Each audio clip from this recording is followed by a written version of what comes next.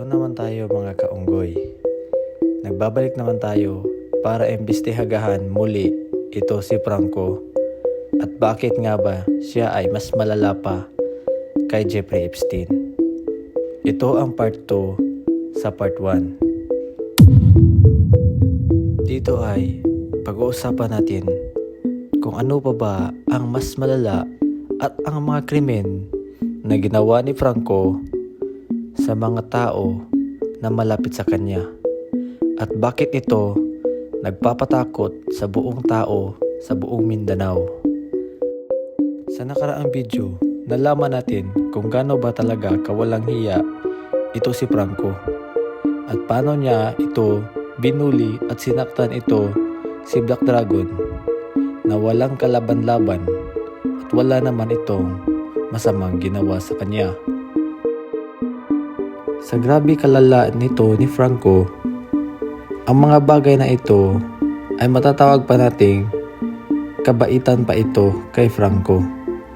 May mas malala pa si Franco na ginagawa kagaya na lang ng ipapakita ko sa iyo ngayon. Guys, viewer discretion kasi ito ay disturbing. Hindi ito para sa lahat at kung hindi nyo kaya, mas maganda na lang na umalis kayo sa video na ito at manood ng iba pa. Sa picture na ito ay nakikita nating si Black Dragon ay nakaupo lang sa kilid ni Franco. Pero si Franco may utak talaga na hindi natin nababasa. Kaya segundo lang nakalipas, sinuntok niya ito si Black Dragon sa mukha. Kitang-kita naman natin dito sa ating picture na gabi ang takot ni Black Dragon sa panahon na iyon at ang trauma na nakuha niya ay hindi talaga ito basta-basta. Simula ng panahon na iyon, si Black Dragon ay naging depressed na. Dito na nagsimula ang kanyang pag-alis sa kolehiyo at nagiging siyang tendera sa isang palengke. Grabe talaga ang damage na nagawa ni Franco kay Black Dragon. Hindi lang ito ang nagawa lang ni Franco, may binuli rin siya na tao o tawagin natin ito na bata. Ito ay si Raf Durana na grabing inosente pa at maliit pa ang kanyang edad ay tinarget na agad ito ni Franco. Grabe talaga ito si Franco. Wala talaga ito siyang kwenta at wala talaga itong malasakit sa kanyang kapwa-tao. Sa totoo lang guys, marami pang biktima ito si Franco. Pero si Black Dragon at si Raf Durana ay ang pinaka-importanteng biktima na nagalaw ni Franco.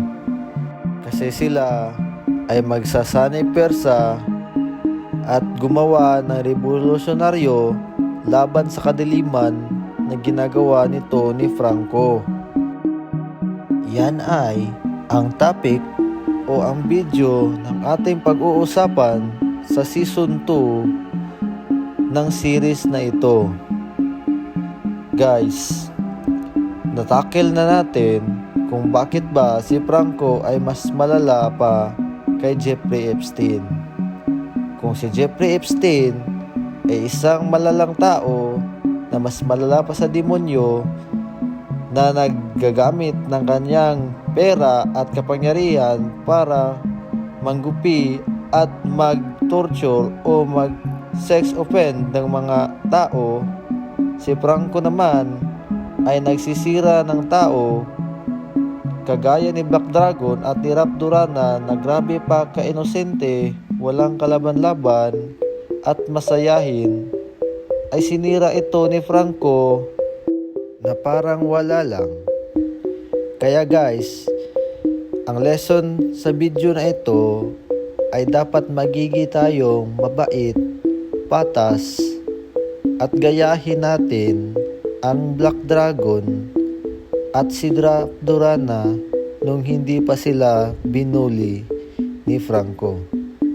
So guys, once again, nagpapasalamat ako sa panonood nyo sa video ko at sana kayo ay mag-like, subscribe at hit that bell button para updated kayo sa mga video na i-upload ko sa susunod.